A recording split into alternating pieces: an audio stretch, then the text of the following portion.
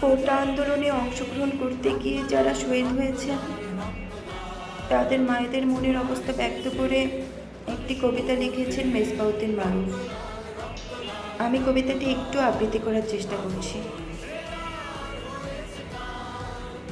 কোথায় আমার সোনামানিক নারী ছেঁড়া ধন, এখনো কি তা শেষ হয়নি কোটা আন্দোলন?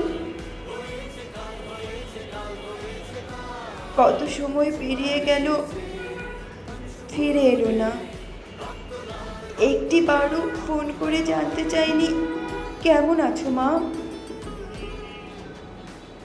কখনো তো সে এমন করেনি, লম্বা সময় কাছে থেকে দূরে সরেনি। এত আলো থাকার পরেও আধার দেখছি চারপাশ। খোকা আমার আছে নাকি হয়ে গেছে লাশ?